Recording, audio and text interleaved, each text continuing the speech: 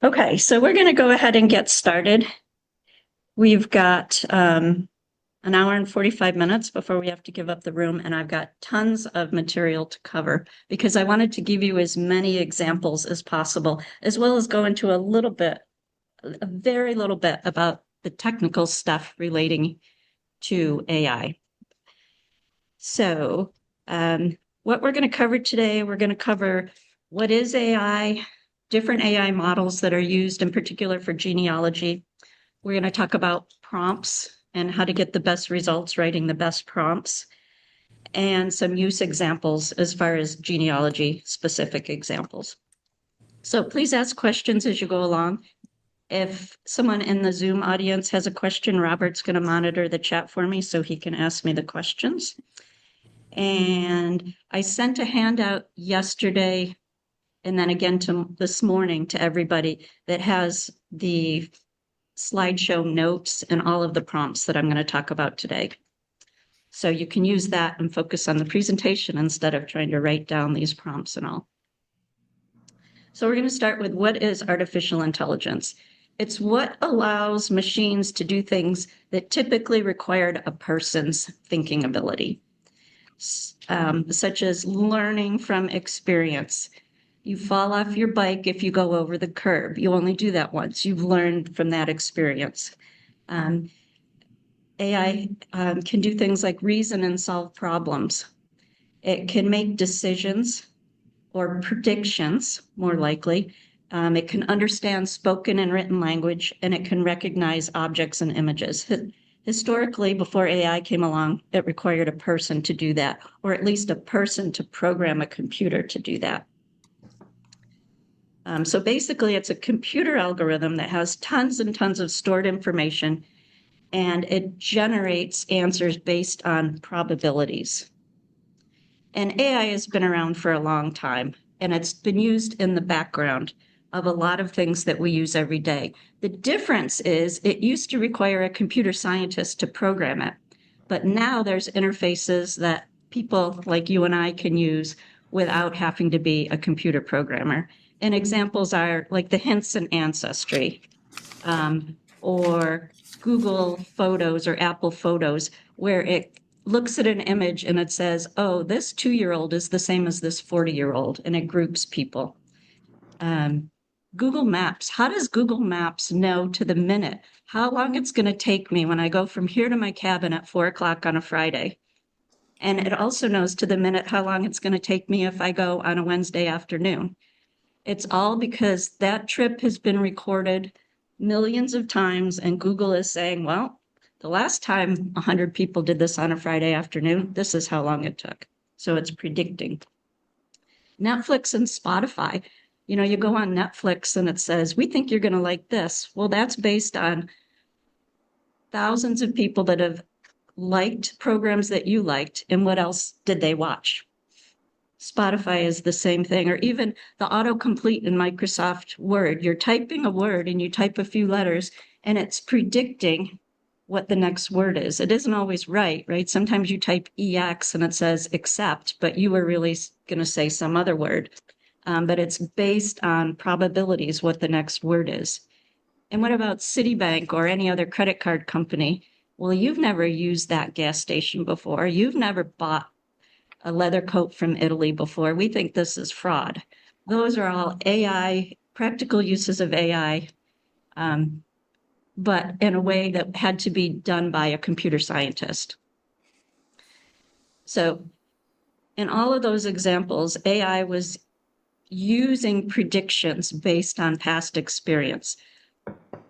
So it's an algorithm that predicts the most likely answer to the question. So if I say to you, Mary had a little, right? Everybody has thought in their heads lamb, because that's how we've been trained. We have said that as children. We've repeated that to our children. Maybe that's the first song we learned to play on a piano, but that's what we're familiar with. And so your brain and the brain of most people that grew up in America would autocomplete that as lamb. And AI works in a similar manner, but in a far more systematic way. So it's gotten information from anything you can imagine and input it into AI. It's called training. The AI has been trained by anything from instruction manuals of how to use a TV to printed books to music to maps, everything you can imagine. And it uses that information to predict what's the next most likely word or what's the most likely answer to a question. Um, so, oops, I've talked about all those things. But in doing so, it introduces bias because AI is going to predict based on what it's trained. And say, for example, it's only fed books in English, right? Then it's not going to be very good for doing something in Mandarin. And there's this scene in Sister Act. Oh, I love movies, right? It's Sister Act, and she's teaching her choir how to sing. And what she's trying to do is get them to harmonize on Mary Had a Little Lamb. And one of the students says, I don't know that. And everybody else laughs. And Whoopi says, well, maybe, just maybe, where Maria's from, Mary had a little cat or a bald-faced brother named Bob, and that's the same thing with AI. And so it's something that we need to know. AI is really good for doing genealogy for some of these things we're going to do in the US, but less so if you were like trying to do genealogy in Nepal. It hasn't been trained on a lot of things about Nepal. So you always have to be conscious about, is AI likely to have been trained on this stuff? And literally every day, AI is trained on more stuff and more stuff and more stuff, and gets better and better. But cultural bias is really significant in AI. Okay, so that's all I'm going to tell you about AI. Now let's talk about how we use it. These are some of the most widely used models for genealogy. Claude is from a company named Anthropic, and it's really well regarded for writing, for its writing style. And when I taught this class back in January, I had a slide that said, use this model for this and use that model for that. It's all changed. They're all really pretty good. I tend to use Claude and Gemini from Google the most because their free models let you do a lot of stuff. I found recently that ChatGPT, which is the first one that was introduced, has more and more limits on their free version. And I do 2 or 3 queries and it says, sorry, come back in 24 hours. It's so frustrating. So I tend not to even go there anymore. Copilot is from Microsoft. And if you have a subscription to Microsoft 365, you have a subscription to Copilot. And the last one you might not have heard about, it's called Transcribus. And Transcribus is an AI model that has it can do one thing. In fact, you don't even give it a prompt. It transcribes a document. It doesn't translate it, it just transcribes it, which can be really helpful for genealogy. So when I was doing this presentation, creating the slides, I found Copilot was the worst. Okay, that's my personal opinion. That's what I've observed. I think I have a couple of examples where I say what had happened when I did Copilot. But so I tend to stick with Gemini and Claude. Okay, so what is an AI prompt? It's your request to the AI model. You don't do a query or a question, you do a prompt. That's the lingo. And completeness and context are critical. I don't know if any of you are old-time computer programmers like I am, but the phrase garbage in, garbage out is what we used to always say in computer science. If you have bad data, you're going to get bad data out. And prompts are the same way. If you're not really specific in your prompt, if you don't give it context, what's going to come out is going to be garbage. And the corollary is greatness in, greatness out, right? Do a really good job with your prompt, and you're going to get good results. And in general, anything that you would Google, any prompt you would put into Google is a bad AI prompt. And what do I mean by that? This is something a genealogist might Google. St. Michael's Church Records, Rochester, New York, 1800s, right? We've all made probably Google prompts like that. And what you get out from Google is a list of websites that might pertain to that query. The top one, in fact, is not the right one. That's in Livonia, New York. So when you get results like this, you go into each one, you click on the website, you see if it's right. Well, a corresponding prompt for an AI model would be in regular English. Provide information about the parish records of St. Michael's Church located in Rochester, New York in the 1800s. Specifically, what I want, what baptism and marriage records exist? How can I access them for genealogical research? Give me the URLs if I can do it online, and give me the addresses and phone numbers if I have to do it offline. Okay, I Wow. know a lot of words, a lot of words. But what I do is I have a Word document on my desktop with some generic prompts. And I just copy and paste it. And then I would fill in St. Michael's Church, Rochester, 1800s. And in red on my Microsoft document, I would have church name or, record type, location, time frame. And then I would copy the whole thing in and I would just update those 3 items. So you don't have to do this every time. And what you can do from the handout I gave you on your PDF, you can start, copy some of those prompts and start your own prompt document. Okay, so it takes time, but it only takes time once. It only takes time the first time. And so what you get back from AI is not a list of websites. It's a curated list of information that it's taken from all these different places. And here it's given me the Rochester Church Indexing Project, what it is. Here's the URL. Family search. Here's the URL for the specific records at St. Michael's Church. Find my past. That takes a subscription, but it has baptisms. Look in this record set.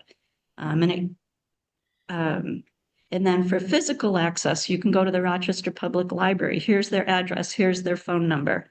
You could try the St. Michael's Parish Church office. This is what they have. Here's their address. Here's their phone number.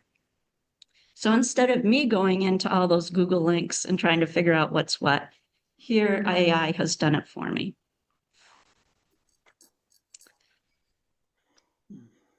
So you have to tell AI exactly what you want. It's kind of like we had a speaker a while back that was talking about using AI for photos. And he said, you got to treat AI like a 12-year-old. You don't tell a 12-year-old, go clean up your room. You say, go get all the dirty dishes and put them in the kitchen sink. Pick up all the dirty clothes off the floor and put them in the laundry basket, right? And that's kind of what you need to do with AI, because it's going to, if you don't tell it what you want, it's going to fill in what it thinks you want. And that's usually not what you want. So here's an example. I had a document that I had written up about my ancestors coming to America in 1860, and I thought, oh, I should have a picture of a ship. So I told AI, create a picture of a ship. And I got this, I don't know, this stylized thing with this long point, and there's dolphins in the sky, and like, yeah, okay, it's true. That's a picture of a ship. So I thought, oh, okay, I want an image of an 1860 ship docked in a harbor. Well, I got this ship and it's like in the New York harbor last week, right? I was just not specific enough. But when I say, pretend you're a Navy historian, create a historically accurate image of an 1860 sailing ship docked in the New York harbor in 1865, everything should look like 1865. Then I get something that I was probably much closer to what I was imagining in the beginning. So AI will fill in the parameters if you don't provide them. So there's this guy, and his name is Steve Little, and he's the person he works for the National Genealogy Society, and he's in charge of AI and all of their AI instruction. And this is his model for creating a structured prompt that you want to provide as many of these things as possible. The role. What is the persona that you want AI to take on? Is he an expert in house cleaning? I don't know why I said he, is it an expert in house cleaning, or is it a genealogist? Is it a Navy historian?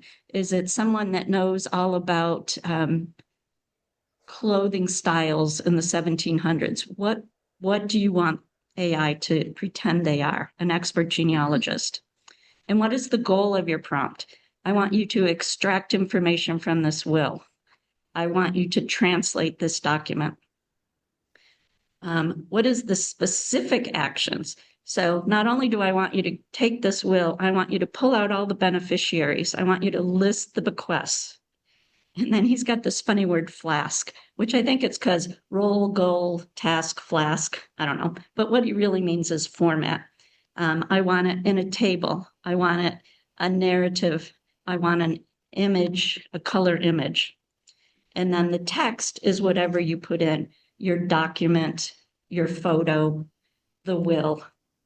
So if you think of these specific things, you're going to be able to create a prompt that's going to probably return what you're expecting. But we need to talk about hallucinations.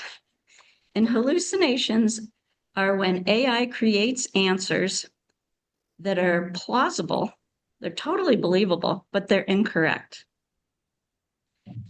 And it happens frequently when you're asking about really specific or obscure information. How many pegs were in a light bright kit in 1968? It's probably not trained on that, but it might surprise you. But it'll say, oh, I don't know. It'll say 1,272 in 8 different colors. The colors changed in 19, but it might all be nonsense. But it sounds right. If you're asking ambiguous questions, what's the meaning of life? Who knows what it's going to come back with. 42. Yeah, that's what was it? Apple used to say that, right? If you're asking about recently changing events, or has the forest fire moved from Tuolumne County into Sonora, and really complex multi-part questions like summarize this scientific document, pull out the most important parts, tell me what analytical method it used and what's likely with the study. It's going to have a field day with that. It's just going to return a lot of stuff that looks great, but is totally wrong. And probably the biggest risk that we have as genealogists are idioms, archaic language, obscure slang, things like that. We might be saying, what is I can't think of an example, but maybe a word that you came across as an occupation for someone in a 1700s document. It might not be trained on that. And it might say, well, that just means an apprentice shoemaker. Like, really? That doesn't make any sense. Well, maybe it doesn't make sense because it's not true. Or an idiom or a made up phrase. If you Google something, my father used to get phrases mixed up all the time.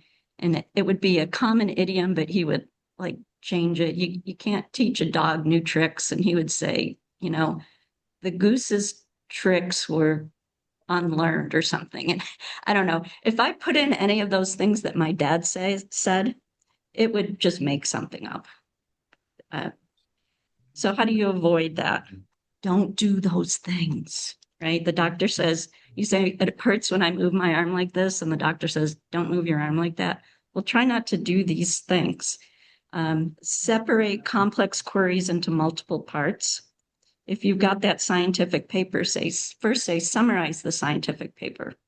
Then in the next prompt, say, give me the 3 most important points. And then say, what data was used for point number 1?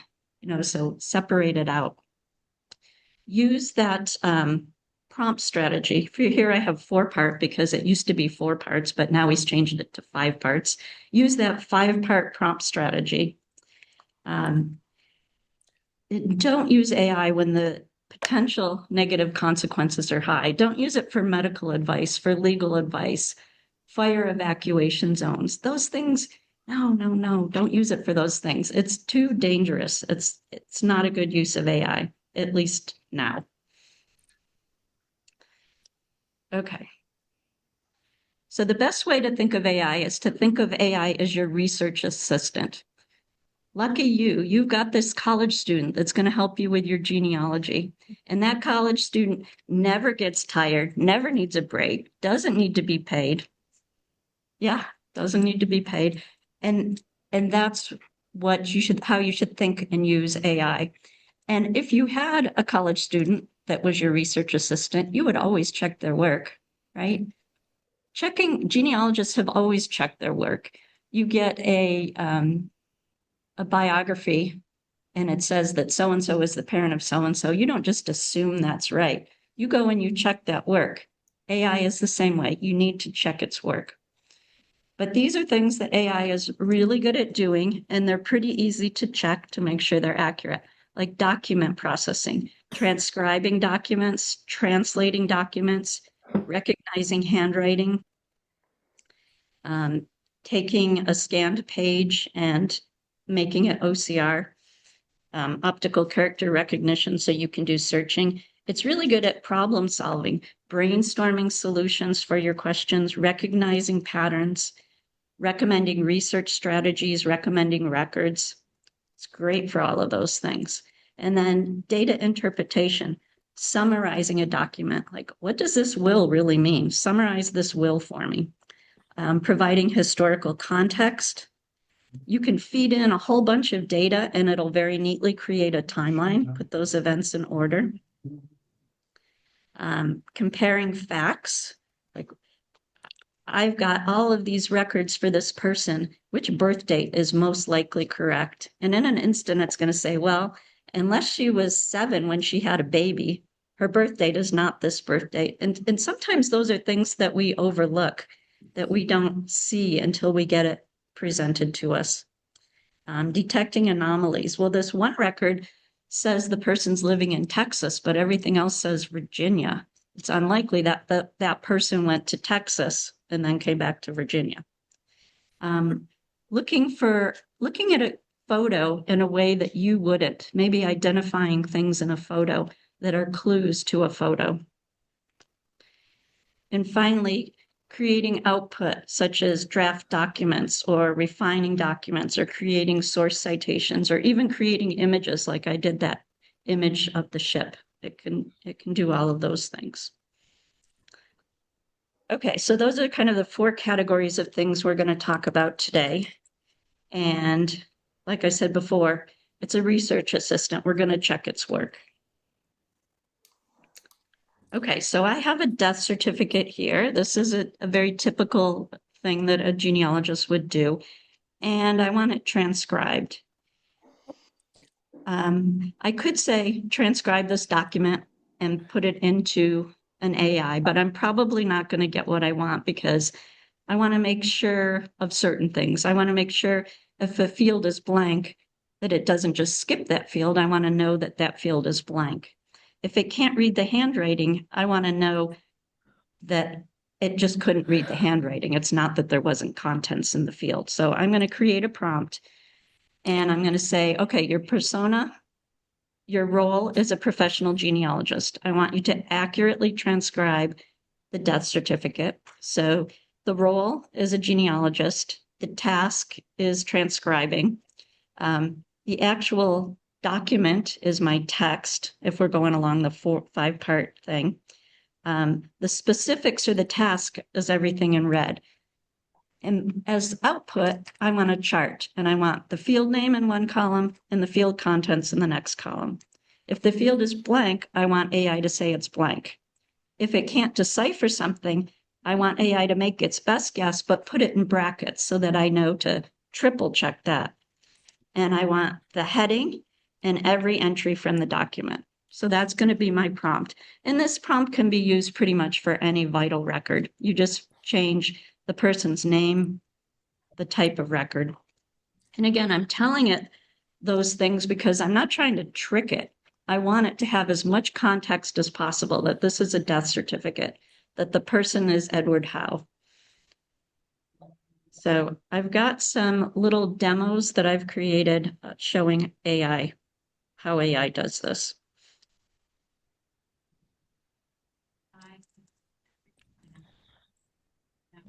We just talked about.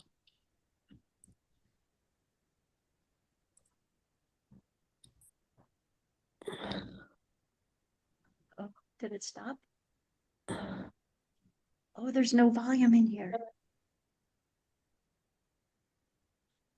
I can choose the file I want.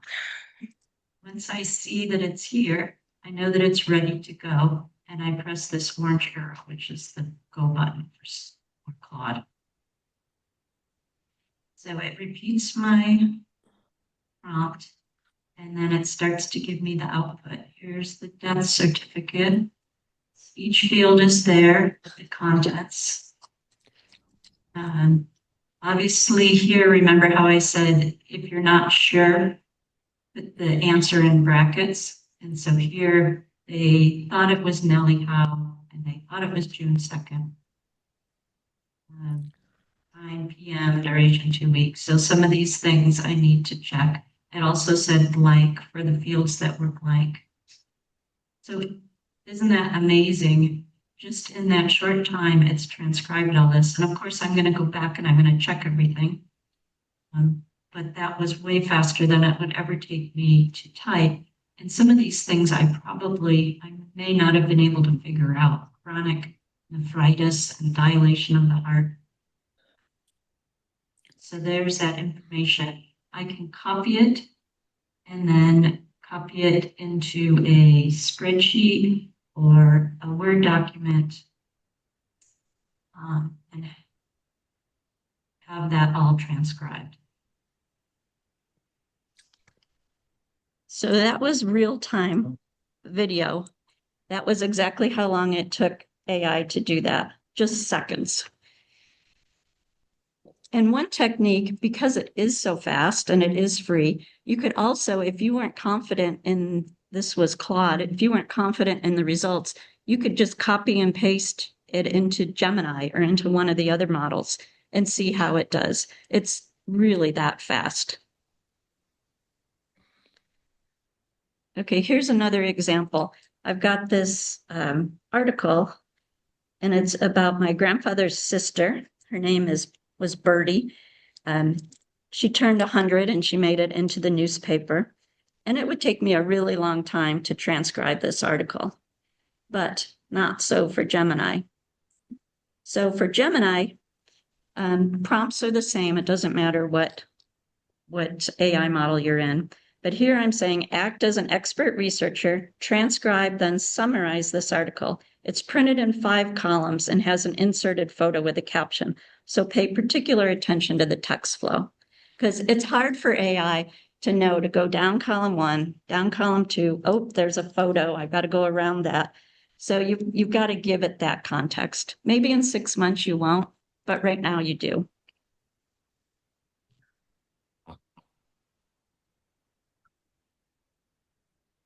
Okay. Okay, I'm at the Gemini large language model, the AI model called Gemini. It's at gemini.google.com. I can see that I'm signed in to my free account because it's greeting me by name. So I'm going to paste the prompt that we just talked about, and I'm going to select paste as plain text. Because if I just say paste, it'll assume that it's an image. Okay, now I'm going to attach the newspaper article image by clicking on the plus sign, then upload files. That brings up my file manager and I can get to the article that I want and double click it. And once I can see the image of the article, I know it's ready to go. So I'll click this paper airplane, which is the go button. Okay, so there's my article and my prompt. And pretty much as quickly as I can scroll down, I'm getting the article transcription. It's kind of hard to read with it all in bold. So it's got the article, then that's got the caption. interspersed in the text. And this is an interesting article because I think I mentioned that Bertie Decker is my grandfather's sister. So she's reminiscing about her childhood, which was also my grandfather's childhood. She talks about how she had 7 sisters and 3 brothers. So it was a family of 11. And one time, one of her brothers, which could have been my grandfather, dug a hole and planted her like a tree. They were watching people plant trees. And she thinks that her brother got spanked for that.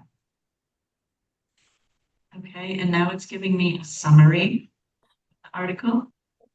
And I would go in and I would verify this because here it says Mrs. Decker was first married at age 21 to Mr. Kingabaum. That was not his name. His name was Kingsbury. So it totally got that wrong.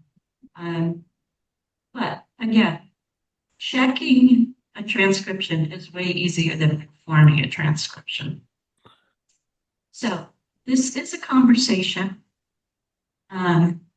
I'm going to follow up and ask, what is Avante? It said she was living at Avante. I would assume it's some kind of nursing home. Let's see what Google thinks, what Gemini thinks. So based on the article you provided and current information, Avante at Waynesboro is a senior care facility where she is residing. It offers these services. And the fact that she was attending a painting class and participating in spelling bees while living there suggests it's a residential community that provides engaging activities and health services. Today, this facility is generally known as Accordius Health at Waynesboro. Okay, because remember, this article was 10 years ago. Okay, now I could ask, what sources did you use for that last question?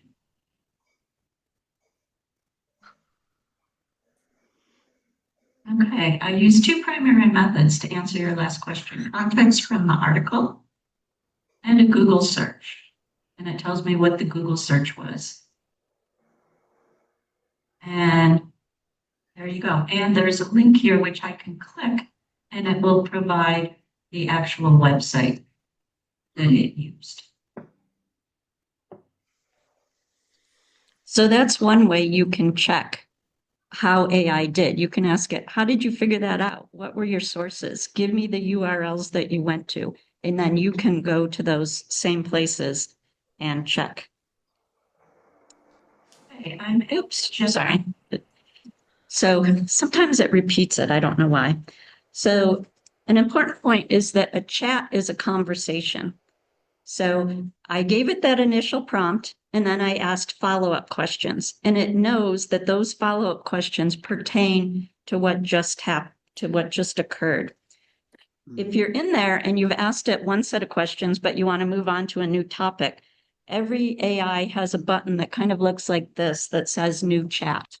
So if you're moving from one topic to another, or sometimes like when you're asking for image generations and it just starts to get so wild that you don't even know how to tell it to fix that, just start over and use the information that you gained the last time in your new prompt and be more specific in your prompt.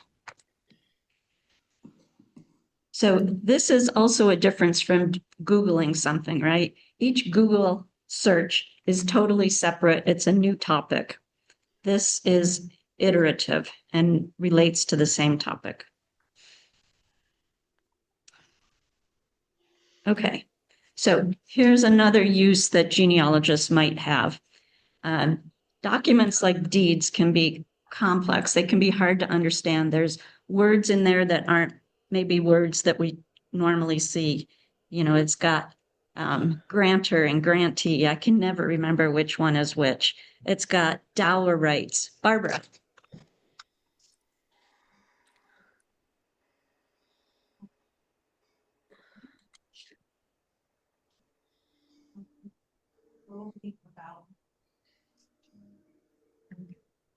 And use that in your own. The question was, with the last example of that article about Bertie Decker, would I ever ask it to pull out information? Yes, and I have an example like that in an obituary where I ask it to pull out specific information. Yes, you can absolutely do that. Okay. So deeds, what's a dower's right?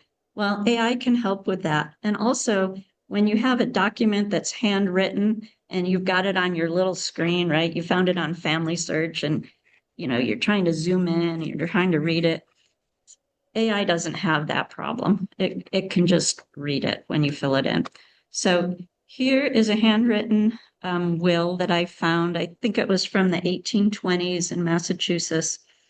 And initially, I don't know if I say this in the video, initially it was a 2-page spread on Family Search, 2 documents side by side in one image. For AI, it needs you to separate them at this point, anyways. It can't figure it out properly if you submit something. It's going to read the first line, no by all men present, and then it's going to continue over to this side, and you're going to get a big mishmash. So I've already separated this document into 2 pages, and that is key.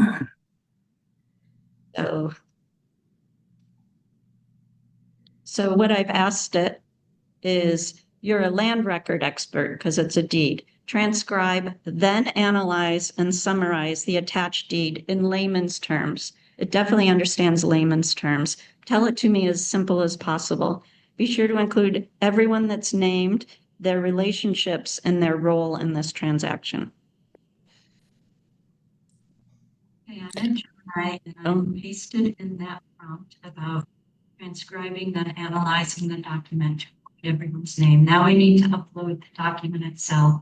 And I've already separated the document to 2 pages. It was like an open book with the 2 pages together, but I've separated them.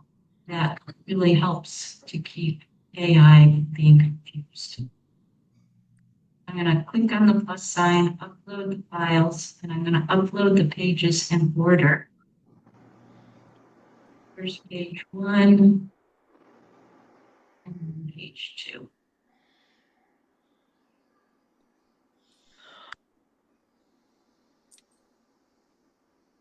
Okay, so here is what Gemini has returned. First, it has transcribed the deed, page 1, page 2. And it's interesting, when I first did this in Copilot, it was a total fail. It had Rhonda Peters living in Maryland, where she was actually in Malone in the county of Franklin in way upstate New York, and it had her deceased spouse as being Henry. It was so terrible. So I came to Gemini, and this looks more like what I was expecting to see. So it has the complete transcription. And then it has an analysis. It tells me it's a quitclaim deed concerning land in Adams, Berkshire, Massachusetts. Berkshire is the county seat, and FS stands for whatever that Latin thing is, which is used to mark county where the action takes place. Summary in layman's terms. Rhonda Peters is a widow, and she's selling her legal interest in a property to George Peters for $400. It's her dower right, and then it outlines what dower rights means. The transaction was complex because Rhonda was not present to sign the deed herself. She had given someone else, Joseph somebody, the legal authority to act on her behalf. And then it lists all of the names of the people mentioned. What is that? And one thing that it's my serial with and that she wasn't actually present. I wondered, why was she way up in Malone, New York? That seems weird because I don't think she ever left Massachusetts. And this is why AI helped me figure that out. Then the key details and the legal considerations, date, and then it asks, do I want any more work done on this?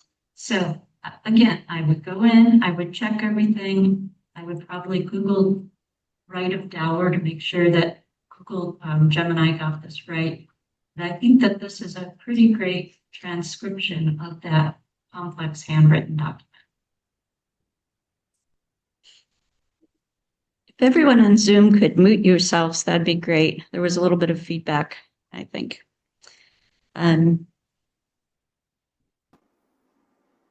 Okay. Continuing on the theme of extracting information, like Barbara's question, I had this obituary. It was super long. That's what it looked like. Don't you love it when you get an obituary like that? Doesn't happen very often, but in this case, I had this really long obituary. And this is my prompt that I have in my prompt file. Transcribe the obituary for name, published in newspaper from location, date that I found on website. So that's my prompt that I have in there. And then I would copy and paste it, and I would add the appropriate information for this specific obituary. And then usually I have a follow-up question after the transcription, because if you do it in two steps, like I was talking about before, it minimizes hallucinations and maximizes accuracy. So first I asked it to transcribe, and then my follow-up is to extract the information about the individuals, create a chart, note and I'm also telling it, you know how in obituaries in parentheses it has the spouse's name. I wasn't sure if AI knew that, so if I'm not sure, I tell it. Note that if there's a name in parentheses after someone's name, that's their spouse's name. Again, I'm not trying to trick it. I'm trying to set it up for success.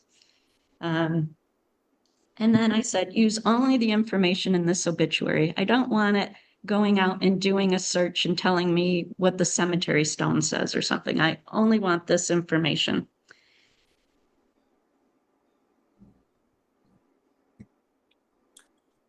Okay, so that's what the obituary looks like.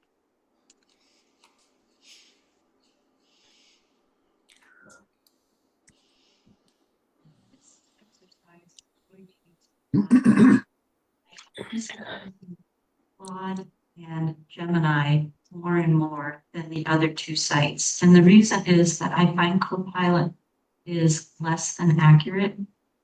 And ChatGPT has imposed a lot of limits on the free account. So here I am at Claude. I've copied and pasted the prompt from my Word document of prompts. And now I'm going in and I am adding the specific information. So I've already added the person's name, the name of the newspaper, the location where the newspaper was, and the date it was published. And now I'm going to add in the website, which I found in newspapers. Most of this information I'm feeding to AI so that it really understands the background, that it knows who the deceased is. It has context of the date and the location. Sometimes in an obituary, it just says so-and-so lived in Rochester, but it doesn't specify Rochester, Minnesota or Rochester, New York. It's just assumed based on the location of the newspaper. So for that reason, it's a good idea to put in the location of the newspaper. I probably should put Minnesota in, although I don't know of any other Minneapolises. Okay, so I'm asking it to transcribe this document. So I have to upload the document, which I do by clicking on the plus, choosing upload a file, and then double clicking on that long obituary. Okay, I think this is everything that I need. And now I'm going to press the go button. And like everything else, what I use this for is to give me a start. I'm going to go in and I'm going to check everything. In obituaries in particular, each little comma matters. If they miss a comma, for example, here it says, and step-grandchildren, Dennis, comma, Mark, comma, Amy, comma, Richard, omitted this comma after Dennis, that would indicate that the person's name was Dennis Mark. If it eliminated, that could be someone with a first name and a middle name, or maybe Mark was his last name. So every comma is so important in an obituary.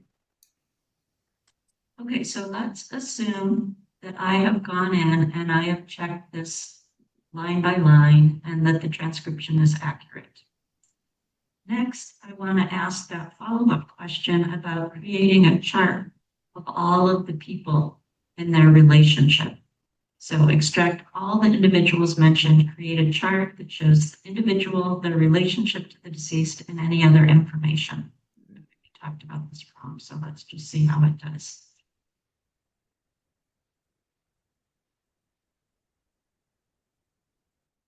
Okay, so it looks like it's doing pretty good. It saw the husband, two different marriages, the current husband and the deceased husband, daughter, son-in-law, son, daughter-in-law. This obituary I picked in particular because it had so many people. Look at all those grandchildren, stepchild, daughter-in-law, Randy Lamb, unknown relation, whose spouse is Linda, grandchildren, mother, father deceased. So again, I would go in and I would check all of this, but isn't that a lot easier to check a chart like this than to create a chart like this? And I could copy and paste it. This here is a clipboard, and if I click on this, it puts it onto my clipboard, and I can paste it into a Word document, for example, or a spreadsheet. Okay, and the one last thing I wanted to ask is create a citation for that. And this is one of the reasons why another one of the reasons why I entered the information at the beginning about the newspaper and where I found it from. This way it's going to create for me a nice obituary. And in Claude, in this particular case, I don't know, this doesn't always happen. It's given me 3 different styles, the Chicago Manual of Style, APA, and MLA. And so there you go. Another great use of AI for genealogy that needs to always be verified. Also, it asked me at the very end that I had said it was from newspapers.com. Did I want that added to the source citation? Which I generally do say in my source citations what website I found something, because it's not always easy to go back and find that source again. Yes. With Claude Transcribe, in addition to copying to the clipboard, can you create a PDF file to download? The question is, can you create directly a PDF file? I do not think so. I think you have to save it to a doc and then create a PDF, but I don't know for sure. Does anybody know? Oh, there's someone that says, yes, you can. You can do it. Okay. Probably in your task description, you would say the output I want is a PDF file. That's how I would try to do it. For Gemini, you can save things directly to your Google Drive as well. You can save results. Okay, what do I have here? What are we doing now? Okay, so this is one of my genealogy brick walls, is trying to figure out the mother of Zephora Hicks. You might have heard me talk about her before. I know, her father is David Hicks, but there were at least 3 David Hicks in that time and place who could have been her father, and another 3 that could have possibly been her father. And so I have 5 pages of notes of things that I've collected over time, like known facts in quotes, the census that I know are her, for example, her children. I collected every mention of every David Hicks in Albemarle County, Virginia in a 100-year period. I've got tons of information. And I look at it and I'm like, I just don't know what to do. Well, AI can be a second set of eyes and can help you come up with new strategies and new ideas and new ways of looking at this information. So I know that this woman was born around 1790 in Virginia. And I know some things about her, but if I could figure out who her mother is, then I could figure out which David Hicks was her father, because I've got all of these couples. So could AI help with this? Well, possibly. So this is the prompt that I gave it. You're an expert genealogist. You're researching Zephora Hicks, who lived in Albemarle County in these dates. From the attached research, extract names, dates, locations, and facts into a table. The table should have 4 columns. I want the date, I want the event, the location, and any other information. And I want that table to be in date order. I kind of want a timeline.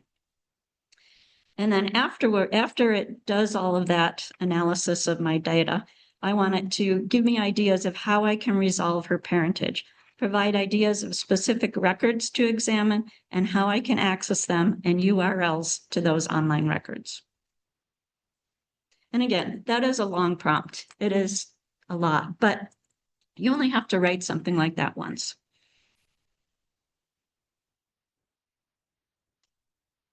I'm signed in here on AI.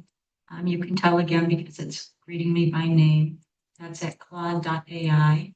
And I'm in the new chat box. I've just pasted in the chat the prompt that we talked about. And what I wanted to show you first over here are the recent prompts that I've had with Claude. And here, the second last one is the one we just saw about the land deed document analysis. Since then, I've done one prompt. I actually chatted with Claude about Claude's capabilities and asked, can I upload a Word document for you to use as input for a prompt? And it said, yes, I could. And it explained how to do it because that's what I want to do here. I want to upload that Word document. I don't want to have to copy it. Oops. So I wanted to pause a minute because I didn't really finish my thought of over here. I can click on this and I can see that whole chat again. Sometimes you can use one of these models once without signing in, but when you do that, your chats aren't preserved. So I could click on this and I could see that whole series of things again. And then I could go in and I could copy the prompt from there and put it into my new prompt. If I'm like, oh, I've got another deed that I want to analyze. When did I last look at a deed? I could go click on that. It would open up. I could copy that prompt, then go up and say, start a new chat and paste that in. You can also delete things. If you're deleting, like if you did, what is the best gift for my husband for Christmas, right? And it gave you some ideas and you're like, wow, that's a really great idea. If you hover over this, you get the 3 dots and then you go to the 3 dots and then you can delete that so your husband can't see what you're going to get him for Christmas. Okay, continue conversation too. I've never done that, but that makes sense. Yes. But Robert's saying you can continue your conversation. You can pick it up where you left off. Awesome. I didn't think of that. That's great. Only last section if you're on. No, it's because you're logged in, right? It knows you. And I know with ChatGPT, it starts to identify who you are, right? Based on your things. If you give 20 prompts and that say act as a professional genealogist, it might start assuming that. I haven't noticed that with the other models, but I mean, it certainly could, right? It knows who you are, it knows what you've asked. And I think I talk about adding general information later, so I won't get into that now. Okay, back to Zephora. And paste it. There's a table in there that might not translate well, so I was happy to see I could upload a Word document. So just like in Gemini, I'm going to click the plus sign, upload a file, and I'm going to select who was the mother of Zephora X, and then press the go button. I suspect that this is going to generate a lot of text once it starts going. So I'm going to pause the video so we don't have to watch this all happening. Okay, it's been about 30 seconds of stuff scrolling that I didn't want to subject you to. And it's created a table here for Zephora X that includes every occurrence of every event. For example, her birth from the 1880 census was 1783. Her birth from her death certificate was 1786. Her birth from the 1860 census was 1788, and so on. So it's got a lot of possible birth dates. It's just included everything possible. And when you see something like this, that her birth was 11 years before this marriage, it makes that way less likely to be true. This is, she would be 15. I guess that is actually possible at this time in this place. So it's created this pretty extensive chart timeline of her life. And then it has created a timeline of family members, a note about her mother's name, and a note about her sister. So this is the output from Claude here on the right. And on the left, it's kind of a summary of what Claude has done. So now I want to paste in the prompt as plain text of, so what should I do? How can I resolve her parentage? Okay, it's been about 45 seconds maybe of information scrolling by. And the summary of the answer to my question is, these are the top 3 priorities. It's interesting, in my notes, I label people in order to tell them apart. And I know that this David Hicks is my guy, and so I gave him the AKA my guy. So it's telling me these are the top 3 things that I should do. Most promising lead is from your research table already documented as having the right children's names. So not very helpful because that's something I had already figured out. But over here on the right, where it has all the specific information, and this information is in this file that I can download. So it's already created a file ready for me to download. And it tells me what are the highest priority records to look for. I should look for her father's estate records, will books, guardian bonds, estate inventories. It tells me where to look for them and the direct link to the digital collections, both in Family Search, Ancestry, and where I'll probably find it at the Library of Virginia. It tells me the marriage bonds are critical, but I already found this, so that's not very helpful. Land records, essential. So it's listing things, church records if available. Solomon Hicks, someone I think might be her brother. I've already identified that I need to get this. Nancy Drumheller's, that we know that Nancy Hicks is her Sephora's sister, so looking for her marriage record. Pension file, court books. And it's also listing those as an underutilized resource. In areas like this area of Virginia where there are a lot of burned records from the Civil War, this is court order books are great. Oh, and then it's even telling me about a modern solution, DNA testing. Compiled resources, compiled history books, and then it's giving me a specific strategy, step 1, step 2, step 3, key contacts. Oh, and it's even given me the cost of ordering a death certificate, marriage bond, a will, pension file from NARA, DNA testing. This is a little misleading because a lot of these things are online. It costs me nothing. But this is a great way to use Ancestry or to use Claude as an extra set of eyes, a brainstorming option, someone to summarize your notes, all great uses of AI. So can you imagine maybe how you could use that for some question that you have? You know, it's like having a research partner or coming up to Andy at the consulting desk and asking, what should I do? Maybe you can be replaced by AI, Andy. I don't think so.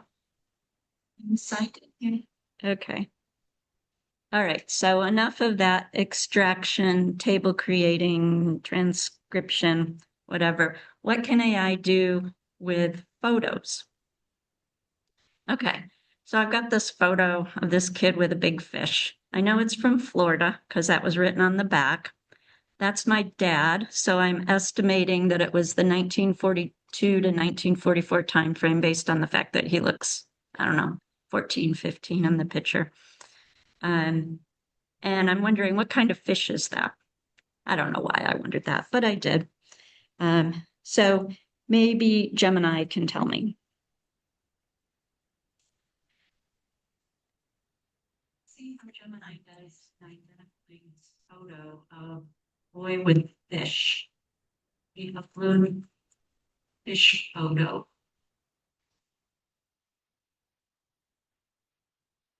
This is actually my dad. And what kind of fish is that? Based on the appearance of the fish, its immense size, and the likely location of Florida, fish in the picture is most likely an Atlantic Goliath grouper. Here's why. And so something AI has gotten better about over the last 6 months since I taught this class last is giving explanation of why it's telling you. And this helps lead to credibility. But what I would do here is I would go to Google and I would Google images of the Atlantic Goliath group to compare it to this fish and make sure. So that's a quicker way instead of me going to Google and Googling big fish in the Atlantic and narrowing it down and eliminating sharks and so forth. It's much more efficient for me to ask AI to give me a head start. So apparently that's my dad with a Goliath grouper. Which actually explains a lot to me because when my dad was here and we went fishing out of Santa Cruz, we were catching cod. And he kept saying, I don't know why anyone wants to eat cod. Grouper is the fish you want to eat. And I never thought about it. And I never realized that groupers were that big. I thought they were just some fish. But sometimes things like that make things click. And I was like, okay, that makes sense. You have fond memories of catching that giant fish. Okay. And here's another example. This is another picture of my dad. And my prompt, I'm going to give it more specific prompt because I'm not just asking about a fish, but I want Copilot or Gemini. I can't remember who I asked. You're an expert in photo analysis and World War II. Please describe this photo. So sometimes when you ask AI to describe a photo, it's going to pick up something that you didn't pick up at all. Because I look at this and I'm more focused on my dad. I don't know anything about tanks or whatever, so I don't know. And then I also have some information from my dad's discharge papers that he was in the 4th Const Reg on those dates and he was a lineman and he got that medal. But first I'm going to ask Gemini to describe the photo. So after that terrible result, let's try it in Gemini. Last time I talked, so after that. Oh, you know what? I eliminated a video because all it showed was that Copilot couldn't do it. And I was trying to get our time down. After that terrible result, let's try it in Gemini. Last time I taught this class, Gemini would not process any photo that had somebody's picture in it. Their face. But it does now. Okay, so let's see. The main subject is a young American soldier, likely an officer, given the distinct cut of his shirt. His rank is not visible. He's wearing the standard U.S. Army olive drab. He's sitting casually and smiling, suggesting the photo was taken during a period of relative relaxation rather than combat. The vehicle is a U.S. armored vehicle, which can be identified as an M8 light armored car. Now, it's got wheels instead of tracks, so that's interesting. It's identified markings on the vehicle that indicates it's a military vehicle. The F-18FA might suggest it's the 18th Field Artillery Unit. The background setting suggests a European urban setting. There appears to be letters on the building, Academy. And then it offers a conclusion of a time frame when this probably took place. And it's asking, do I want it to look up this particular marking that it saw on the tank? Okay, already a much better result.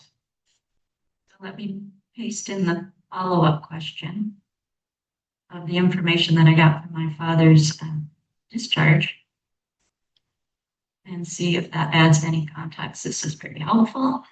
And now it's updated the information to include the 4th Constabulary Regiment. Interesting, they were often referred to as the Circle C Cowboys due to their distinctive insignia and cavalry heritage. Was assigned to Austria. This strongly suggests the photograph was taken in a major city in the U.S. zone of occupation. And I do indeed know that it was taken in Linz. My father talked about being in Linz a lot. The time frame, it talks about the vehicle, combining these evidences. And it tells me why it's decided all of the things that it's decided. So I can verify that this was indeed taken in months. And I can confirm the time frame. So, okay, what we've just seen is that today, this is November 18th, 2025, Copilot was a total fail, but Gemini was a total success analyzing this photo. So if you had a photo like that was of one of your ancestors and you knew nothing about it, that first set of things might have given you insight into the photo. I never noticed the German writing on the building. I never noticed the insignias on the tanks. I never thought about he was relaxed and casual, and it's just like, oh, that's my dad on a big tank. How cool. I never looked too much beyond that. So besides analyzing photos or describing them, I found I have better luck when I say describe this photo than analyze the photo. I don't know why, but for some reason that seems to work better. AI models can create images, and this is great if you don't have pictures of a certain thing, like I showed at the beginning, the picture of this 1860s sailing ship.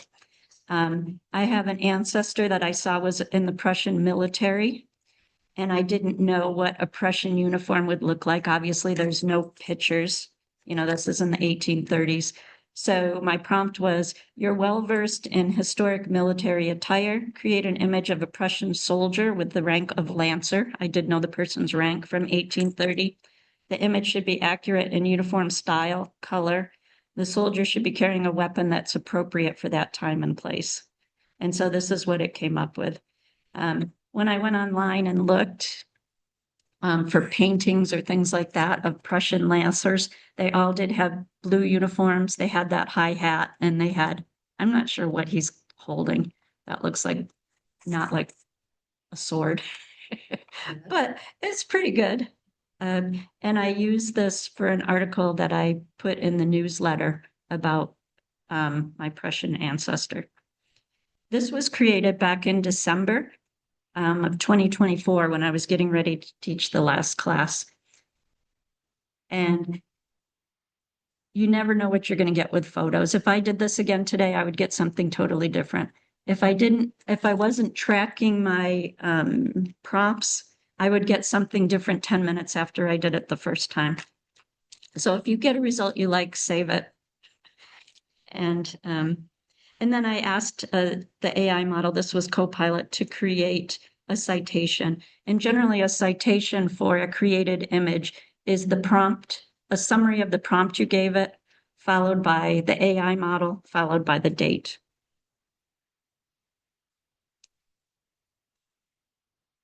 Okay, so you can also use AI to brainstorm ideas. So I do a lot of research in New York, and finding death records is really tricky between 1850 and 1890 because that's before death records were kept by the state or by the counties. So I'm asking, what else can I use? And so this is Copilot, and this one worked pretty well. Oops. Historic records of New York State. I am in Copilot, and I'm going to press the go button. Okay, here are 10 excellent resources for researching New York State death records. And it's giving me links to Family Search, New York Genealogical and Biographical Society, Ancestor Fund, New York State Archives, New York GenLinks, Fulton History, Find a Grave, Ancestry, for public libraries. So these are probably similar to the links I would get if I went to the Family Search Wiki. But this is a pretty fast way to do it without having to get into the wiki, get to New York, and then look at links. And it's curated in a way that's likely best sources to least best sources. And I could ask a follow-up question. Let's see, what could I ask for this? And what about in neighboring New Jersey? Maybe they were born in New Jersey, or are there different record sets for New York City? You'll notice I can't talk and type at the same time. It's a physical impossibility for me.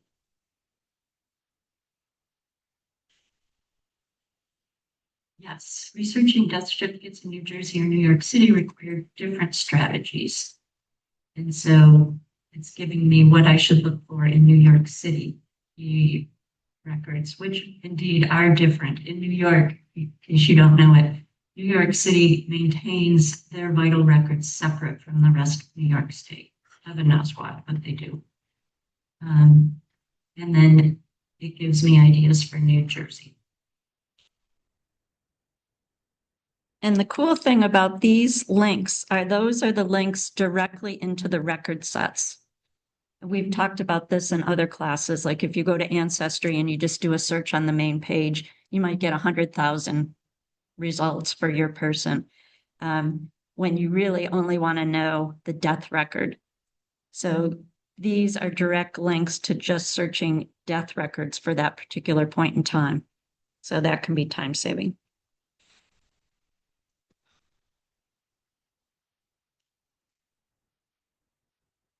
Okay, so here's another genealogy example. And I have a census record, and I want to extract every bit of information that I can out of it. So I'm going to use Gemini, and I'm going to tell Gemini, you're an expert in genealogy and record availability, and analyze the attached 1860 US Census record, and I'm going to tell it what family I want. I'm going to upload the whole page, but I want Gemini to focus on Garrett and Mary, and I'm giving it a bone here. I'm giving it Mary's maiden name, McGuire. Okay, that's not actually in the document, but it's the Fitzgerald family. You've all heard me whine about the Fitzgerald family. I don't know where they're from. And I want Gemini to tell me step by step how to locate this family on earlier records in the US and rate the options in order of what's most likely to yield results.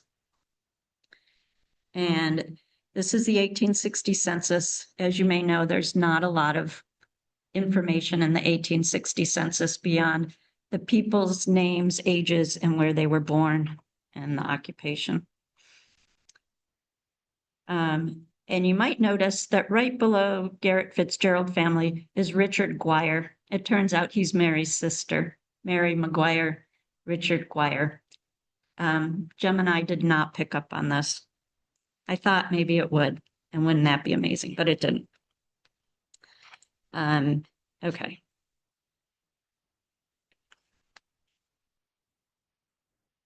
I'm at Gemini, and I've uploaded that question and attached the 1860 census. I'm going to press the airplane.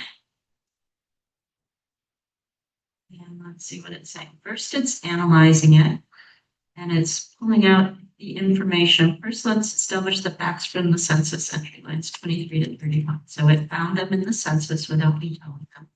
And there wasn't a ton of information. They had the names of the people, their ages, and where they were born.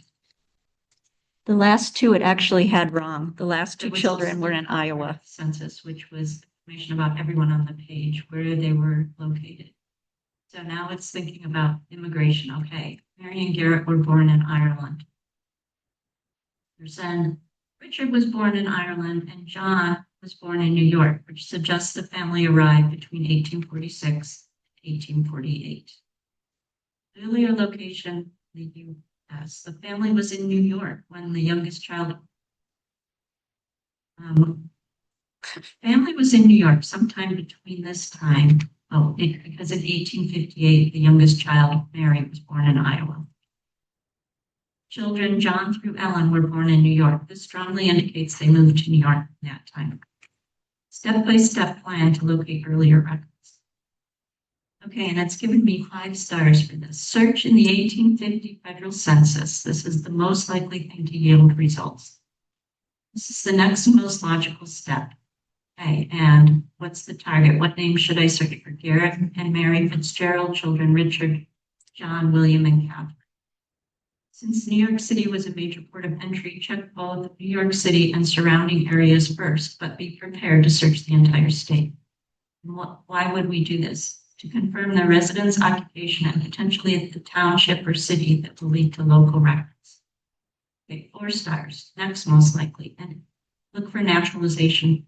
An immigrant family purchased property. Garrett would likely have started the naturalization process. If not completed, started it, if not completed it, between those years. Where should you look? New York State. Look for the Declaration of Intent. Polk County, Iowa. Look for the final petition for the second papers. Goals. The naturalization papers often list the exact date and port of entry. And this is helpful for the next step. Search for immigration and passenger records. And it tells me where, when, and why. Next, search for New York local records. And this is, 3 out of 5 stars. So maybe you'll find them and maybe you won't. Look for birth records for John and William, who were born in New York. Search for Iowa records. This would be possibly deeds, newspaper records, birth records. And then it's giving me a summary table. So from that little bit of information, Gemini has come up with a pretty solid research strategy of how I could look for this family in prior records in the United States. So when you get stuck and you don't know what else can I do, you feel like I've looked everywhere, come to Gemini and ask, what else can I do? So Gemini found a lot. It's not perfect in what it found. For example, it said, the passenger list might, or the naturalization records might say the ship. At this point in time, they don't. All the naturalization records are going to say at this point is that he gives up his allegiance to whoever the King of England was at the time. So it had some stuff pretty good and some stuff less great. Okay, so going along the same line, you can ask it to brainstorm ideas. So I don't know if any of you have done Irish research, but those people used 80 different variations of their name, right? Someone you knew as Aunt Helen was probably like Joanna or something. And so you look for records and you can't find them, and it could be because you're not searching all the possible names. So in this case, I wanted an exhaustive list of variations for the first name Joanna that might have appeared in the 19th and 20th century records for an Irish immigrant to the US. And then I know I'm going to get a long list. What's the most common set of names to check, and what are the best wildcard searches to use? You might know that wildcard searches are searches where you use a character to represent multiple characters. So for example, if I'm searching for Anne might have an E on the end or it might not. So I could say ANN asterisk, and that means Anne with any characters after that or no characters after that. So sometimes you can use wildcard searches to, instead of searching for 50 things, to search for 5 things, for example. Okay, and this is what I got back. I don't think this is a video. So I got standard variations, Irish variations, Catholic or Latin variations, and then maybe it is a video. Okay, sorry, it is a video. Okay, so I asked Bob the question, and it's given me common variations, Irish forms, anglicized forms, combined Irish English forms, nicknames, pet names, phonetic spellings, regional variations, fused with similar names, rare or unusual spellings, and then important genealogical notes. It can be different from record to record, use wildcards. So then I asked, what are the most common? That was overwhelming information for each category. What are the most common set to check and what are the wildcards? So it gave me the top tier, Hannah, Johanna, Anna, Anne, Jonah. Second tier, which are very frequent, Annie, Hannah, Joan, Nora. And third tier. And then for wildcards, it's telling me recommended wildcard search patterns and even platform-specific tips on Ancestry. Use the phonetic sounds like feature. Try exact match off to capture spelling variations. For family search, use their flexible search with wildcards. For newspaper.com, use quotes. Use Boolean operators. For the Ellis Island database, this. And then the most effective strategy and pro tips. So when you get stuck on names, that's something that AI can help you out with as well. Okay, okay, I'm going to skip that. I was just going to show you in a different platform, but we've seen that. Okay, so sometimes when we're interviewing ancestors or relatives, we go online and we look like, okay, what questions should I ask? Well, maybe you can get those questions tailored to your specific situation. So I asked ChatGPT, give me 10 unique questions to ask my aunt about her grandparents. She's reluctant to talk about them. Okay, so I'm telling it, how can I best do this because she doesn't want to talk?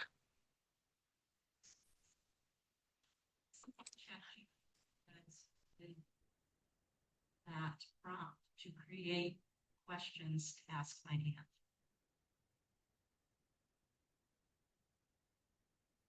Okay, they like my questions. So gentle conversation starters.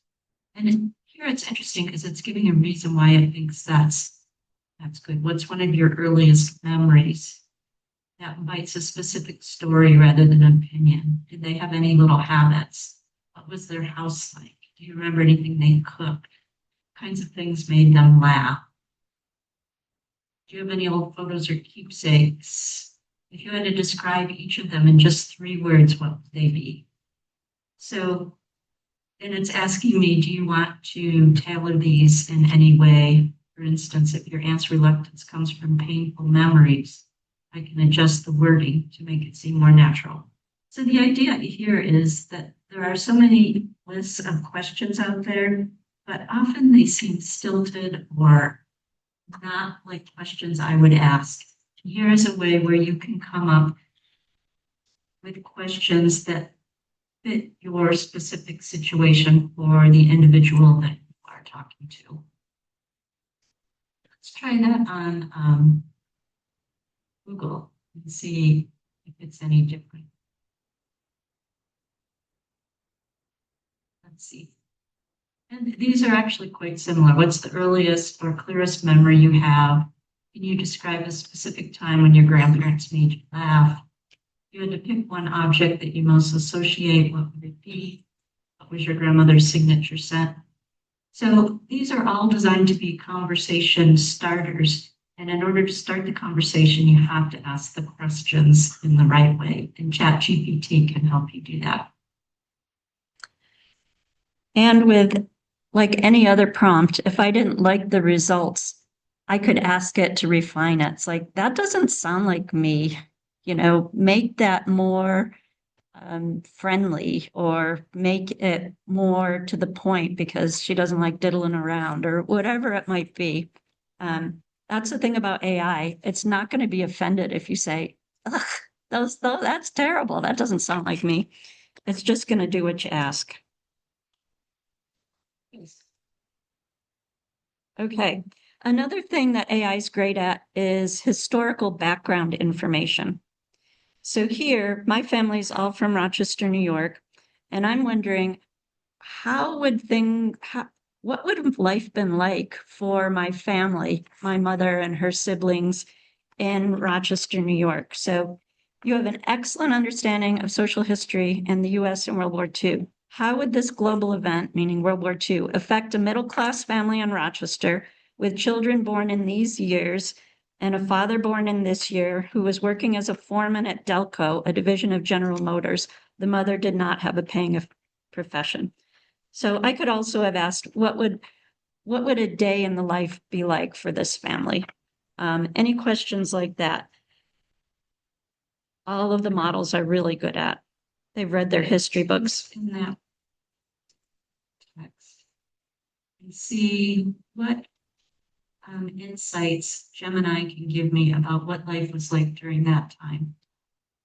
Okay, so it would have had a profoundly and generally stabilizing and prosperous effect on this middle class family. Could have brought significant emotional strain. Key factor for the family's economic stability is the father's job as a foreman at Delco. Rochester was a major industrial center for the war effort, and Delco was heavily involved. Okay, so it's telling me that his position as a foreman would have been incredibly secure and offered higher wages and substantial overtime. Delco in Rochester manufactured a massive volume of war products, including, and it's talking about things, he would have worked long hours, likely 6 days a week. He would have been considered a soldier of production. His status at the home front would have been a source of patriotic pride. The mother, in a non-paying profession, she was in her mid-50s, and she would have been managing the household supplies. She would have needed ration books. She probably would have planted a victory garden. She probably would have been heavily involved in home front activities like war bond drives and scrap metal. Children, the first child, an 18-year-old male, would have been highly likely to have been drafted or to enlist. And it gives me some additional information. Originally, it was 30 for the draft, but was lowered to 18 in late 1942. His service would have been a source of pride, but also potential heartbreak for the family and anxiety. Child 2, this would have been my Aunt Jenny.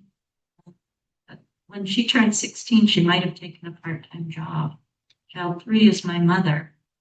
And this child would have experienced a childhood saturated with patriotism, sacrifice, and propaganda. Her school activities likely would have been surrounding war. Then it's telling me some things about Rochester. And if you read between the lines, this could be pointing to records I should such as draft registration cards, enlistment information, and actually that's all I can see right now. But this gives me a general idea of what families were going through. My family may or may not have experienced this. Other families in Rochester may or may not have experienced this. The mother could have been bedridden due to an illness, and therefore she wouldn't have been planting a victory garden. But in general, this is things that the family experienced. Now, when I put this same query through ChatGPT, it gave me resources or citations. It told me what specific books it found the information from, and I really like that. Gemini isn't giving me any of that, but I could ask it, where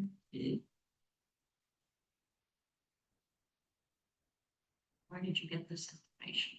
Let's see what it says. My knowledge base in US social history. It's here. And here's some sources. Food rationing, National Park Home Front, Bus Park Service. So that's not very satisfying. Oops. But you get the idea. You can always ask more questions. And the more specifics you give, the more output, right? I said that the oldest child was a male, so it brought in draft registration. If I had put in their names, it would have started referring to them by name, that kind of thing. Okay. I think this was the output from ChatGPT, and they gave me these specific sources. Okay, so other things, these models can draft emails. So sometimes I struggle just with simple emails. I want to send an email to a prospective cousin that's a DNA match. It's like, ooh, what do I say that they would likely respond to? So write a friendly email to a prospective cousin who's a DNA match. Ask if they have any of these surnames. Ask if they want to share information and sign it with my name and where I live.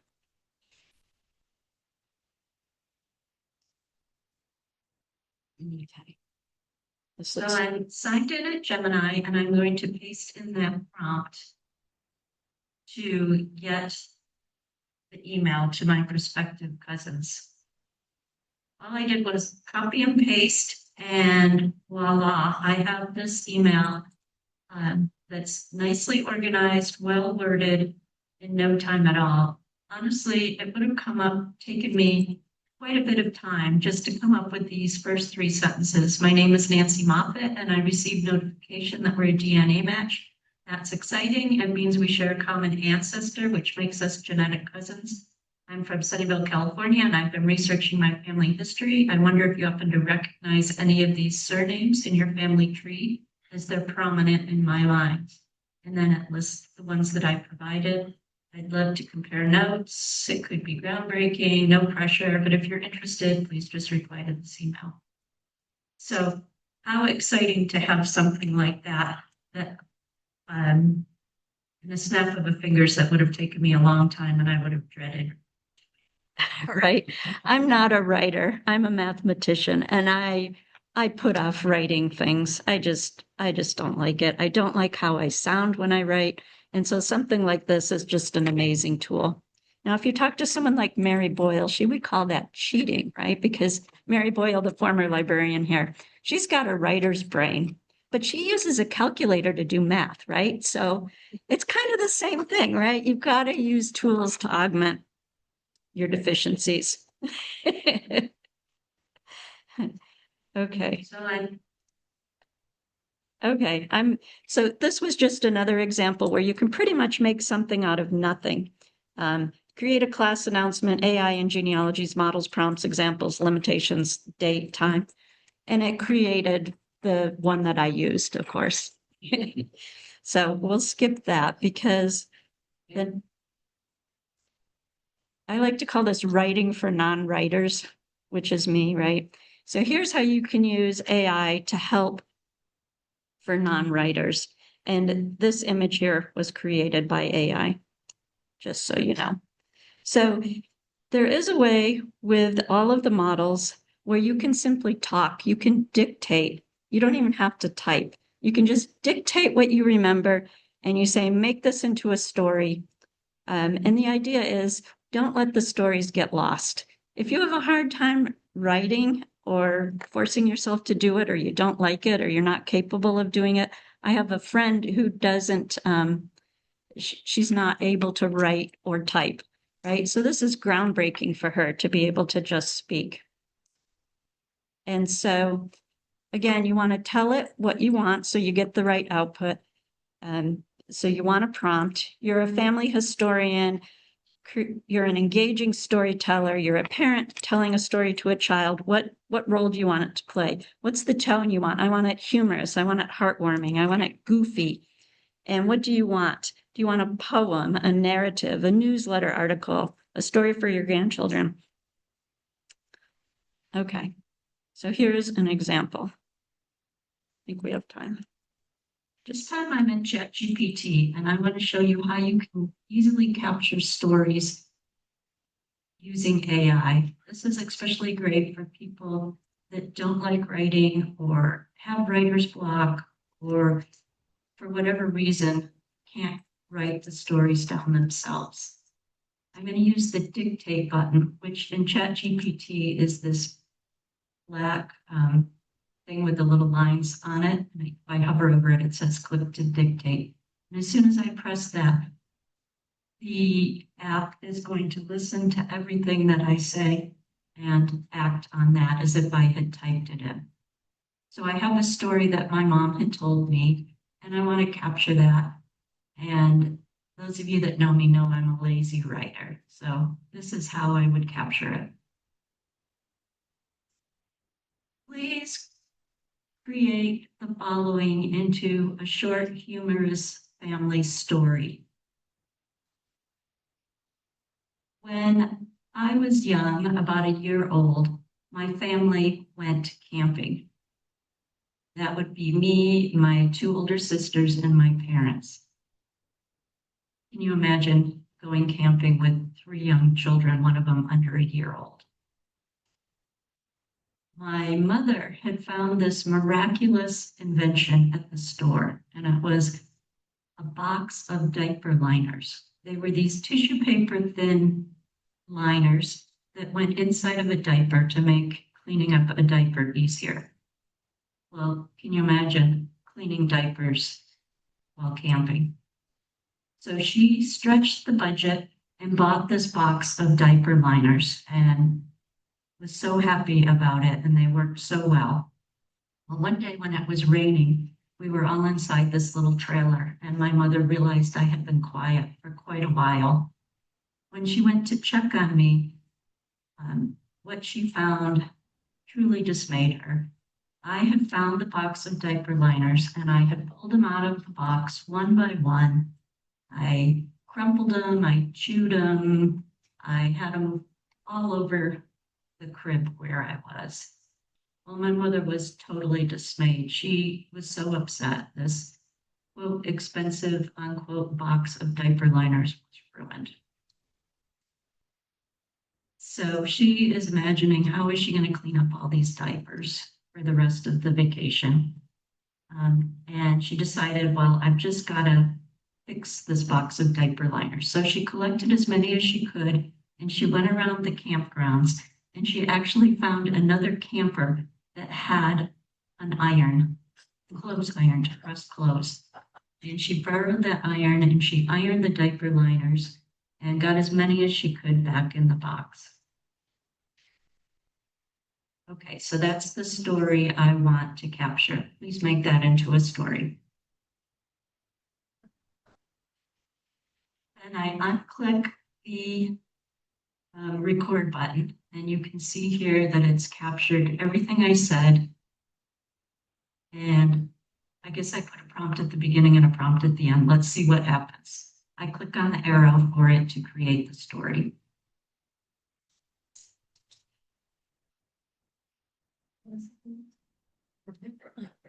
And there is the story. Once upon a time, when I was about a year old, my family went camping. It was quite an adventure. Now, my mom was a bit of a genius and a budget saver. She discovered a miraculous invention, diaper liners. It explains what it was. They worked wonders until we were cozied up in our travel trailer. My mother noticed I had been suspiciously quiet. When she went and peeked on me, her face turned to disbelief. There I was, surrounded by diaper liners, crumpled, chewed, and scattered everywhere. I had pulled them out of the box. My little hands had crumpled them, and I had them all over the crib like a confetti party. My mother was dismayed. The expensive box of diaper liners was ruined.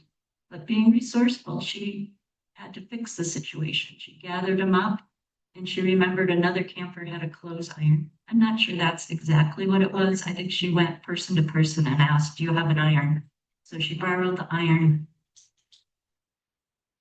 Okay, and so it created that story. Now remember, this is an iterative process. I could say, I'm going to go back to dictate mode. My mother didn't actually remember that someone had an iron. She went campsite to campsite asking people, did they have an iron? These were complete strangers. Please change the story to incorporate that. Okay, so I can ask for revisions. So let's see what it has to say. Oh, it's not gonna let me.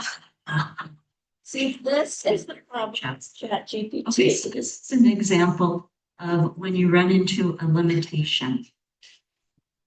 So what I could do and what I would do is I would copy the story that ChatGPT created, and I would take it to one of the other models.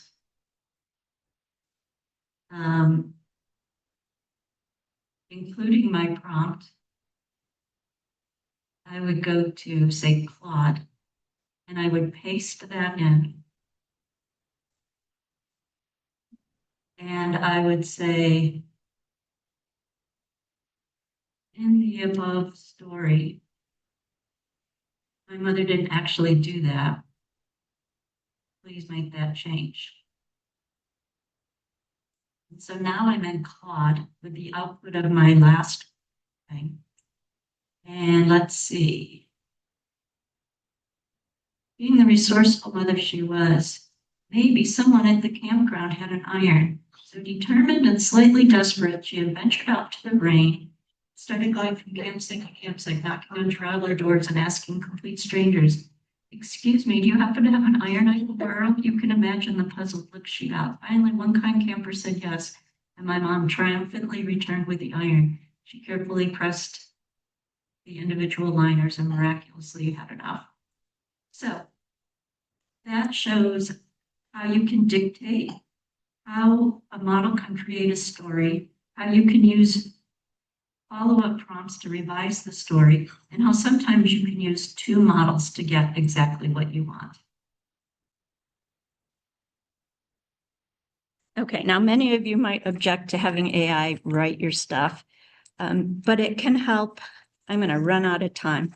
It can help you proofread, refine your writing. You could feed in a story and say, check this for grammar, check it for spelling, make the flow better, organize better. And I think that I have an example of this this is in German, and there's bleed through from the back of the paper. I have this, but we don't have time. So I want to go to, so I've uploaded, sorry. I've recorded these videos apparently with different settings on my computer. And so some of them are super loud and some of them aren't. I just want to touch briefly on Transcribus before we go. So Transcribus is a model that all it does is transcribe. And currently it's the best option for handwritten documents, but Gemini is getting better and better. But I also know some people, I think Andy's one of them, that had bad luck with Transcribus. So you got to give things a try and see how they work. But the good thing about Transcribus, Barbara? It wants JPEGs. Tips and. Okay, so the question was, what's the file format? And we've decided it's pretty much any standard file format, maybe a PDF. Yeah. Okay, I know you did actually. So Transcribus, the thing about that is you don't have to come up with a prompt, right? All you have to do is input the document and select the model that you want it to use. And it has some additional features. So one quick video, then I will let you go. This time I'm at the model Transcribus, and Transcribus is specifically designed for transcribing documents. That's the only thing it does. It doesn't translate them, it doesn't summarize them, none of that. All it does is take an image and transcribe it accurately. When you're allowed 50 transactions with the free account. I'm signed into a free account, so you can do 50 different document transcriptions per month for free. This is the desktop that when I log into Transcribus, and it shows some of the recent documents that I've done. I did a contract from 1936 that was in old German handwriting. I've done some English typed things. I've got a Latin marriage record, a will from Martin Murphy, that's in Sunnyvale from 1883. It does a really good job of transcribing even handwritten, messy documents. So, because it's can only do one thing, it knows the prompt is accurately transcribe this document. The only thing I need to do is tell it what the language is that I'm transcribing from. And that's what I do here in this pull down. So I normally use the German giant model for anything in German, but I could choose the Duchess model for Dutch, the English Eagle for English, medieval script. But I'm going to go back to the German giant. So that's my prompt. Now what I do is I can either browse and use my file manager to pull in a file, or I can drop and drag an image file in here. And what this wants is image files. It wants Okay, apparently that's not true. not PDFs, not document files, but photo type files, JPEG. So I'm going to drop and drag my document into that. And that's all I have to do. Okay, so now it's looking at the document. You kind of see an upload. This book is an interesting book. Someone in Germany went through a town in Germany, documented the history of all of the different houses that existed in that town at that time. If you can connect to a book like this, you can further your genealogy. But as you can see, it's written in the old-fashioned German script that many people find hard to read. Not only is it in German, but it's in this script. So then once the job is done, what you see over here on the right is a line for line transcription of the document. So up here, there's 239, there's the page number. And then I come over here and hover over this line, it shows me the line to the left that it got it from. And notice that the page breaks are exactly, not the page breaks, the line breaks are exactly where the document is. Does the line break? So here, this is my document. It actually starts at here, this Strasser, the Weiler. So the stuff that it translated above, I can ignore. Now, I can do a couple of things with this. I can copy and paste what I want into another AI model and ask for a translation. I can also open this in the editor. There's an editor that's inside of Transcribus. And I can go through and I can check and make sure that everything is as good as possible. So I don't care about this top stuff, but I would start here in line 11. This house is Christian Wilhelm Weltstier, the butcher. Okay, so I'm going to come over here and in line 11, I'm going to make sure that everything is as accurate as possible. And if I noticed that there was something that was wrong, I believe that this letter is an F, I can come in and I can type FL, for example. Okay, then I can, from here as well, I can copy everything that I'm interested in. So I highlight it and I right click and I copy. And then I can go into something like Gemini and I can say, please translate following. And then I will copy this plain text, paste as plain text, press the go. Okay, this is a translation. Note the original text contains some non-standard abbreviations. Okay, so probably there's a couple of places where transcribe is transcribed word D, which is the, or DIC. And Strasse, so it transcribed, which is weird, it transcribed the set with double S for a B. But here it's giving me the translation. The roots family at 37 Kindweiler Street. The owner is the widow of Daniel Young. This house was probably built in the. So you get the idea. Transcribe it, copy it to translate it. And when you can't read handwriting, this can be a boon because I find it if someone suggests what a word is, if I can't pick it out myself, but someone suggests, well, do you think that's church? And then you go back and you're like, oh, yeah, I can see how that could be church. When you just looking at it, you would never have been able to figure out what the word is.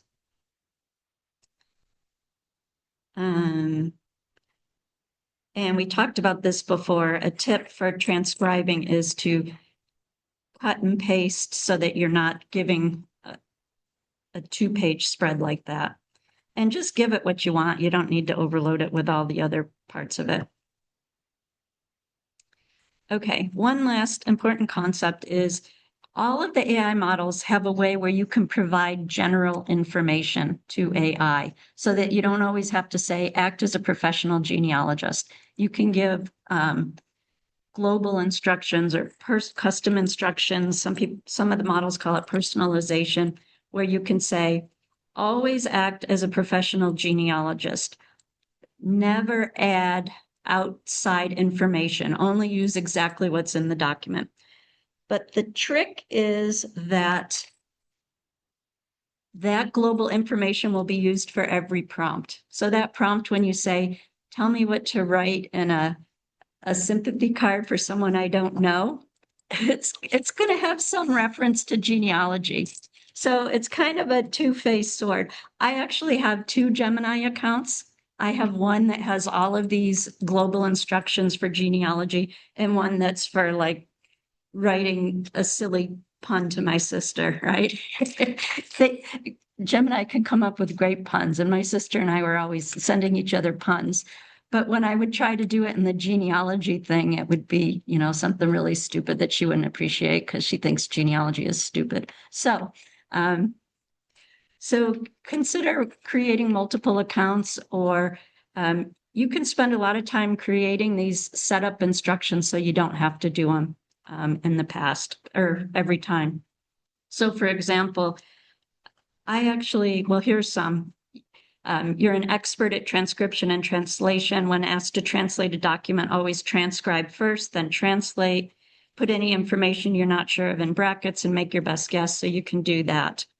I actually have one that says MIB, make it better. So a lot of times I'll put text in and I'll just say, make it better. But Gemini doesn't really know what make it better means. Does that mean make it longer, make it shorter? And I explain in my general instructions, make it better means improve the flow, make it more interesting. One thing with ChatGPT has been a problem is it always puts dashes in. If you look at something someone's written and there's 5 dashes in it, you know it was written by ChatGPT. So you can give it a global instruction and say, don't use dashes, right? Okay, so we looked at a lot of examples, and I have some examples in your notes of prompts that are likely to fail. We talked early on about don't ask for specifics. For genealogy, asking something like, what's the maiden name of Martha, the wife of John Smith, born in County Cork? It hasn't been trained on Irish genealogy records. It's going to fail, but it's not going to tell you, don't know. It's going to say, oh, what's the most common name in County Cork? Fitzgerald. Mary Fitzgerald was the wife of John Smith. And so it just doesn't have the ability to look in the records to get that information. So here's a prompt that's sure to create hallucinations. Eleanor Vance was born in New Jersey and worked at this mill. What was the name of her supervisor and what was her address when she worked there? You're going to get a very confident sounding answer, and it's going to be 100% wrong. In fact, this is what Copilot told me. Eleanor Vance's supervisor was Frank P. Jennings. At the time, the factory created this product. Like, okay, but there's no way. It didn't know that. And one last tip.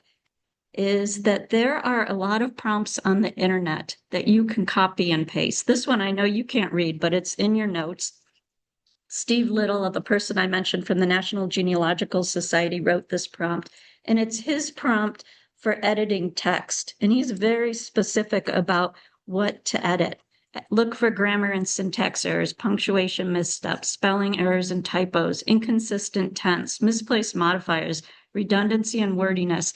So you could take this prompt off the internet, you could put it in, and then just type in the text that you want it to edit, and it'll edit to these specifications. So you don't always have to make up all your own prompts. Okay, so all of my examples were with free accounts. I haven't paid for any AI. And the most important thing is to make good prompts and verify your output. So give it a try. It's not that hard.